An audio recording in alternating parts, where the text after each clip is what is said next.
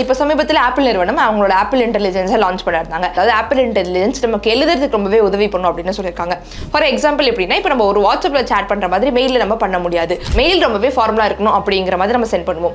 And இப்போ இந்த apple intelligence நமக்கு எதுக்கு ஹெல்ப் பண்ணுதுன்னு பார்த்தீங்கன்னா, நம்ம நார்மலாக வந்து ஒரு கண்டென்ட் இதான் என்னோட கண்டென்ட் அப்படின்னு மெயில் எழுதிட்டோம்னா, அந்த மெயில் வந்து நமக்கு ப்ரொஃபஷனலாக வேணுமா, இல்லை கேஷுவலாக வேணுமா, இல்லை வந்து கான்சைஸாக வேணுமா, அதாவது வந்து நான் ஒரு பெரிய கண்டென்ட் கொடுத்துட்டு அது வந்து ஷார்ட்டாக சுருக்கி கொடுக்கணுமா அப்படிங்கிற மாதிரி ஒரு ஆப்ஷன் கேட்குறாங்க. அண்ட் நமக்கு வேணுங்கிற மாதிரி அதை மாற்றிக்கலாம். அண்ட் ப்ரூஃப் ரீடும் அதுவே பண்ணுறது அண்ட் ரீரைட்டும் அதுவே பண்ணி கொடுக்கறதாவும் சொல்லியிருக்காங்க. அண்ட் அதுக்கு அடுத்து பார்த்தீங்கன்னா, அந்த ஆப்பிள் இன்டெலிஜென்ஸ் நமக்காக போட்டோஸும் கிரியேட் பண்ணி கொடுக்கறதா சொல்லியிருக்காங்க. ஃபார் எக்ஸாம்பிள் எப்படின்னா, இப்போ எனக்கு டிராப் பண்ண வர்றது, பட் இதுதான் எனக்கு ஒரு கண்டென்ட் வச்சிருக்கேன், இந்த கண்டென்ட்க்கு இந்த மாதிரியான ஒரு போட்டோஸ் வேணும் அப்படின்னு சொல்லிட்டு நான் ஏதாச்சும் எனக்கு ஏற்ற மாதிரி வரைஞ்சிட்டு கீழே டிஸ்கிரிப்ஷன்ல எனக்கு இந்த மாதிரி ஒரு போட்டோஸ் வேணும் அப்படின்னு சொல்லி ஒரு டிஸ்கிரிப்ஷன் கொடுத்துட்டா அதுக்கு ஏற்ற மாதிரி வந்து போட்டோஸ் பக்காவா வந்து பண்ணி கொடுக்கறதா சொல்லியிருக்காங்க. இன்னும் கிரியேட்டிவாவும் இன்னும் யதார்த்தமாவும் நமக்கு ஈஸியாக கனெக்ட் ஆகக்கூடிய போட்டோஸும் வந்து அது ஆப்பிள் இன்டெலிஜென்ஸ் பண்ணி கொடுக்கறதா சொல்லியிருக்காங்க ஆப்பிள் நிறுவனம்.